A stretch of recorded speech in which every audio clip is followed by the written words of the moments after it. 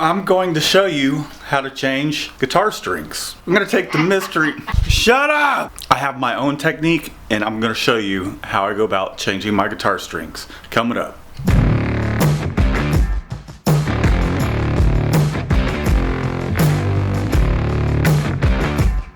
So I got the guitar down. What we are using are a set of Super Slinkies, set of 9. What's currently on the guitar at the moment, it's a set of 12s. Was using it for some cover tunes, so I'm gonna switch it out something like this. That way, you know, doesn't kill my fingers while doing other things aside from low power chords.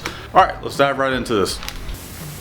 All right, anytime I change strings on a guitar, I mean, there's been times when I've completely taken all the strings off, but I don't recommend that because there is a tension on the neck. The strings pull the neck almost in a slight bow, which is why you have your truss rod going down the center that can help you adjust that as the guitar ages. As you play it, seasons change, it will flex. So we're gonna do this one string at a time. We're gonna start with the high E string. I'm just going to, what I like to do is play the string and slowly loosen the thing up. I personally just like to hear that. And once it gets to a point where you can't even play that note, I'll take the string and just kind of pull on it, and then I'll continue to loosen it up. I'll take it out of the tree, and I just unraveled it, pulled it off, and every guitar is going to be a little different. This is a Stratocaster, so it goes through the back. It is a tremolo system guitar. You might have a Epiphone, excuse me, not Epiphone, but something with a, even if it is an Epiphone, let's say a Les Paul style bridge, a fixed bridge, so that would just come out the back. But I'm sure you can figure that out. It's not too difficult. All right, so we got one string done. We're gonna take our package here, and we're gonna start out with the 9. Here we are, we got our 9. And I'm just gonna take it out, uncoil it. I haven't restrung this guitar in, I don't know, maybe 3-4 years. So same type of string, Ernie ball, but it was a set of 12s. It was a heavy gauge. And they still sound pretty bright. I'm just tired of playing chords and trying to write music with it. Alright, so I just fed it through the back. Just make sure you pull your string all the way up, place it through your saddle, and then we're just going to run it through the nut. Shannon, are you gonna laugh at that? That's called the nut? It's not nearly as funny as the pause. We're going to just run it through the hole. You're running the nut through the hole? We're gonna run the string through the hole of the guitar. And what I'm gonna do is I'm just gonna pull the string up, and we're just gonna put just a slight amount of tension on it without it going underneath the tree or going through the nut just yet. As you can see my fingers here, I have about maybe 2.5–3 inches worth of string. I'm gonna pull it out just a little bit, and because this will wind this way, you want it to wind with this style of guitar. You're gonna wanna wind them whichever direction the tuners are going. For example, these are going that way. You're going to want to wind it this way. On a Les Paul style guitar or something that has 3 tuners per side, on this side you would want to wind it that way. This side you will want to wind it this way. And that will just help keep the string seated. And this is a little technique I like to use to help keep the string seated. So I'm going to pull this back through, get my 3 inches, kind of pull that out until my finger stops, and then I'm going to take my tuner and start winding it this way until I feel a little bit of tension right here on my finger, and I'm going to keep winding it, and I'm going to let this just kind of bend itself, and I'm going to fold it over by pushing my finger down. So now what we have a little bit of a triangle almost. What that will do is help this guitar and I have to run this back through, but it'll help it grab onto it.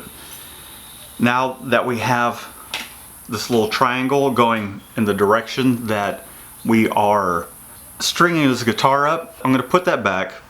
Now with this one, I'm going to fold it counter to the way that I would tighten it. So I'm winding it this way, I'm folding it that way. And I'm going to pull this out just to kind of show you what I'm talking about here. You can see a little bit of almost like a Z pattern, just a touch. So I'm going to put that back through, and I'm just going to realign this. See, now I can kind of pull on the string. It's not coming out. So once it starts coiling up, it will be very strong. So now at this point, I'm just going to take the slack out, kind of like so. Let's see if I can get a little bit better of an angle. I'm just kind of holding it with my fingers, putting a little bit of tension on, and then I'm just going to start winding it up. They do have some kind of speed winders, but I'm going to take my time and show you guys how this works. Now as I got a little bit of tension, I'm going to pull my finger up to the front and just kind of push this string down against the neck. So that way it'll coil underneath itself. You don't want to just kind of go crazy and coil all over the place. It will be a much more secured string if it's coiling up underneath itself, and I'll get a close-up once I got all of them done. Alright, so I'm just going to sit here and tighten this up. Woo! This is interesting. You gotta tighten the knot that's going in the hole. Oh, hush. Trying to teach people how to restring a guitar. So it's starting to get closer to, there's still, I don't know if you can see that, but there's still quite a bit. So if we had one of those speed things, which I do, I don't really want to use that right now, just so I can kind of walk y'all through this. Alright, so now we're starting to get some good tension here. And I'm going to run it underneath the string tree here. So I'm running it underneath the string tree out to this side here. And I'm just going to keep tightening it up. And just hold it. You can see how I have my fingers placed. I'm still holding this up underneath here. And you're going to do it however you want to, but this is just how I've kind of developed stringing a guitar. So now I'm just still putting a little bit of tension there. We're starting to get a little something here. At that point, I think we're pretty good. And I'm just plucking the string, getting it tight, tightening it. And then once we get to a certain point, what we can do is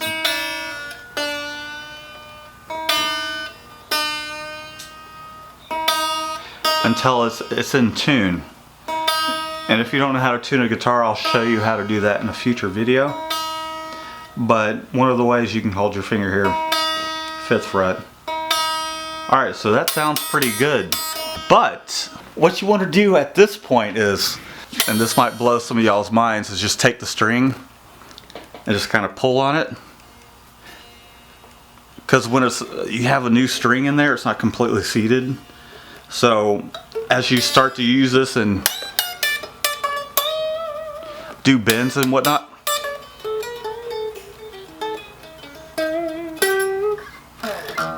it will stretch and will start to seat itself. So I'm going to go back to tightening this up. Not quite there. Okay, now we can do some. Let's go check it. Pretty close.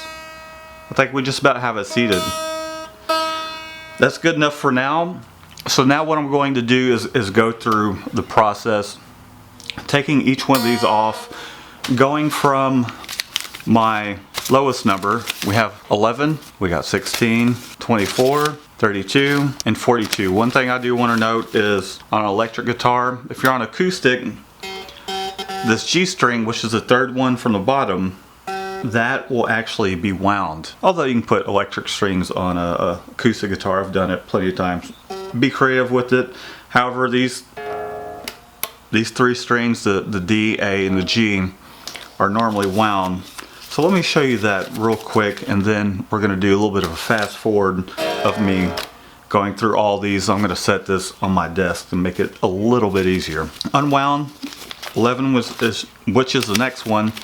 The 16, it's a thick string. Sometimes they're wound on, they're wound on acoustic guitars, and then from there on up, here we go. See, so you see it says 24W. If it didn't have that W, it wouldn't be wound. So this is wound here. If you can hear that, you can hear my finger rubbing against it. So it's a string, or essentially a piece of wire with a smaller piece of wire wrapped around it. All right.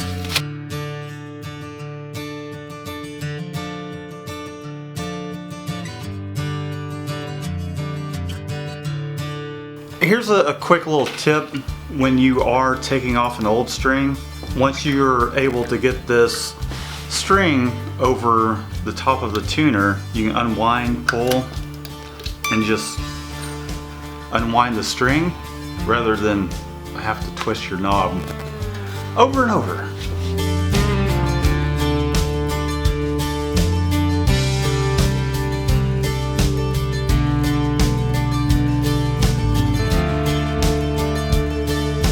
As you can see here, the strings are winding underneath one another.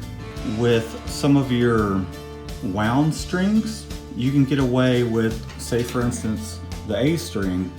You don't have a whole lot of winding on there, and I have not had any problems doing it that way. Generally, I'll do the same thing with this, but I gave it a little too much slack. This string here, you probably might want to give it just a little bit more of a winding, like I got going on here. And for the smaller string, same thing. You can see there's quite a bit of winding here on the E string. Same thing for the B string, got a couple windings. This one's a little more forgiving because it's a pretty thick string, so there's a quick little tip for you. Something you can do with your old strings is gather them up, just kind of wind them up, and down the line you might have some sort of special performance or memory on them, and once you can wind them up and do something with them. So that is how you change some guitar strings. I'm gonna beat on this thing a little more, and then I think I'm gonna try and record some music. Be sure to subscribe, smack the like button, leave me alone! Happy guitar playing, and we'll have some more lessons coming, as well as some vlogging stuff. We'll see you in the next one. You're laughing at my art! I left the pause and the follow through. Safety. Gross.